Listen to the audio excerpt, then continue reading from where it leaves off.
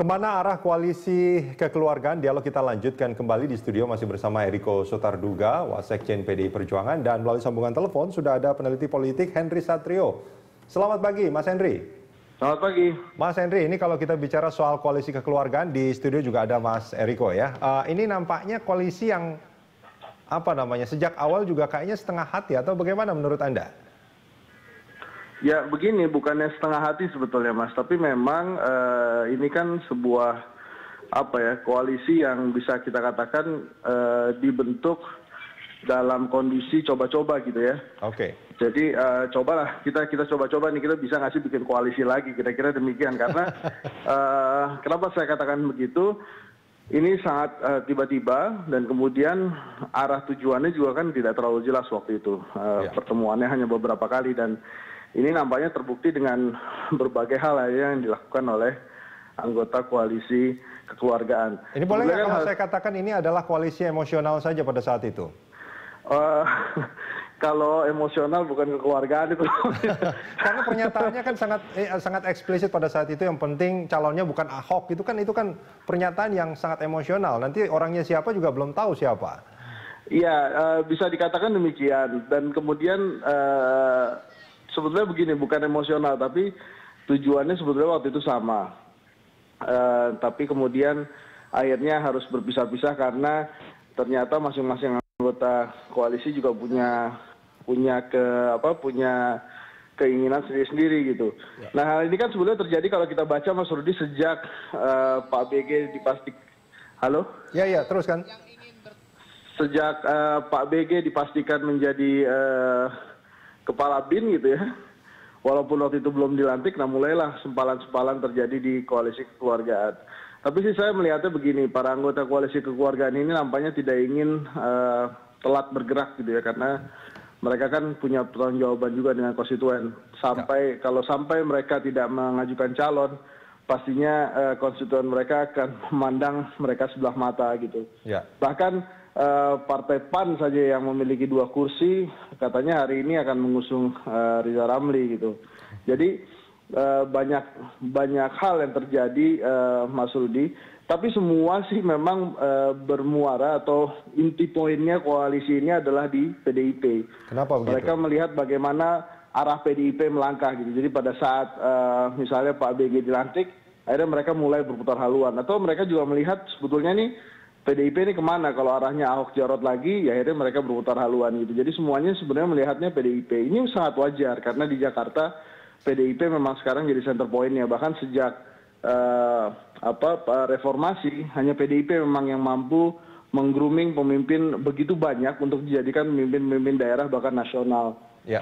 Di Jakarta sendiri pun loyalitas pendukung PDIP juga paling tinggi di antara pendukung-pendukung lainnya. Jadi memang ya cukup wajar sebenarnya kalau koalisi kekeluargaan melihat intinya kepada PDIP, walaupun yang sekarang ini terjadi justru sungguh tidak menyenangkan buat warga Jakarta karena akhirnya mereka sepalan-sepalan sendiri. Bahkan saya menilainya ada yang bermain drama. Yang penting saya mengajukan calon aja. Yang penting konstituen saya lihat saya mau berjuang di Jakarta, tapi dia nggak menilai setinggi apa elektabilitas si calon yang diusung gitu misalnya. Contohnya siapa yang melakukan hal itu, Mas Henry? PKS misalnya, saya terus terang saya berharap itu Pak Mardhani Alisera, sosok politikus yang tangguh gitu, yang memang sudah mumpuni di Jakarta, anak asli Jakarta.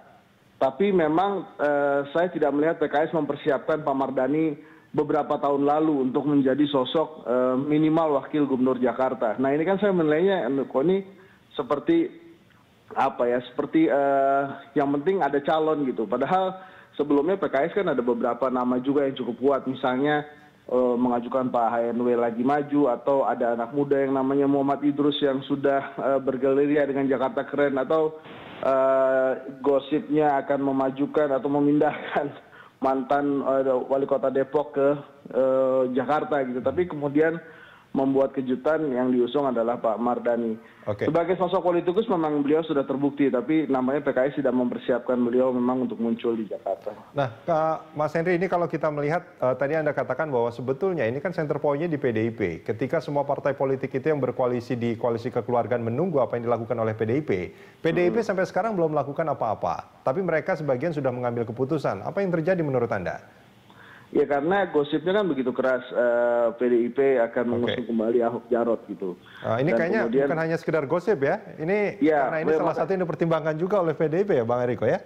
Ya karena kalau sebelum itu pendaftaran resmi, ya namanya gosip gitu kan. Kalau di 2012 lalu kan coba semuanya berpikir bahwa PDIP akan foke Adang Doro Jatun gitu, tiba-tiba udah bikin panggung segala tuh kalau nggak salah waktu itu di Monas, kemudian tiba-tiba Bu Mega Jokowi berubar semua langsung.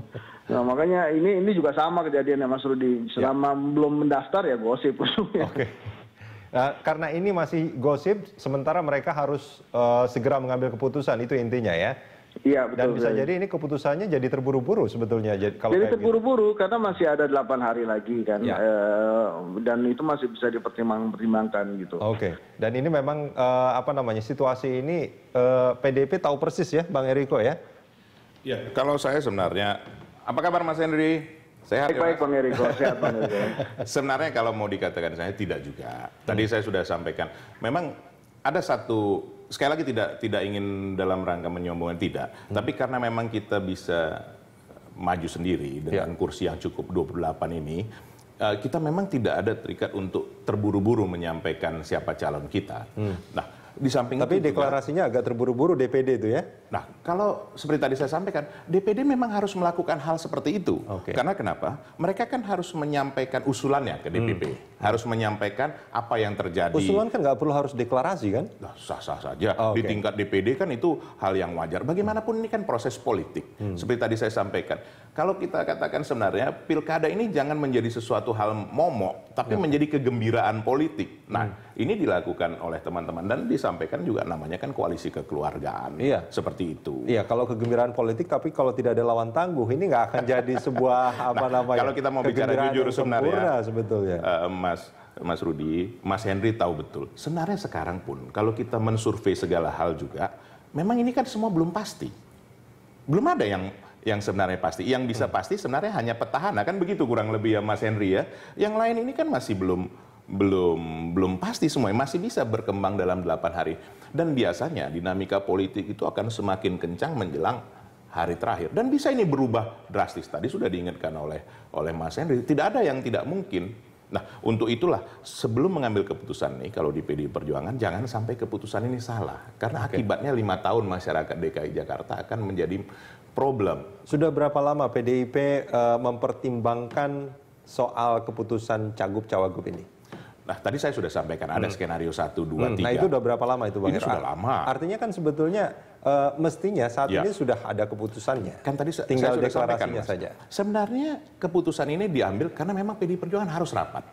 Pleno langsung dipimpin oleh ketua umum. Nah, tadi saya sudah sampaikan, kami awal minggu ini akan menyelesaikan beberapa pilkada yang memang harus diselesaikan di Indonesia Tengah dan Timur. Termasuk Pilgub Jakarta? Tidak bisa menunggu hal itu karena harus mengirim dokumen juga ke sana. Kan dokumennya harus asli, Mas. Nah, setelah itu baru kita membahas DKI Jakarta. Kalau perhitungan kami, akhir minggu ini sudah bisa membahas. Akhir minggu ini. Dan baru membahas atau keputusannya? Baru membahas. Baru membahas. Nah, tetapi kan datanya sudah lengkap. Data ini sudah komprehensif. Jadi biar bisa saja dibahas sekali langsung diputuskan. Tapi bisa saja 2 kali atau 3 kali. Karena kenapa? Sekali lagi, untuk memutuskan DKI Jakarta tidak mudah, Mas. Ini yang perlu kita lihat, proses ini. Nah, tapi apakah terhadap yang lain-lain yang berpengaruh, kami tentu kan tidak mau masuk ke dalam ranah teman-teman. Bang Eriko, kita jeda sebentar, kita akan lanjutkan di segmen berikut. Mas Henry, kita jeda sebentar, Mas. Kita akan lanjutkan di segmen berikut sesaat lagi.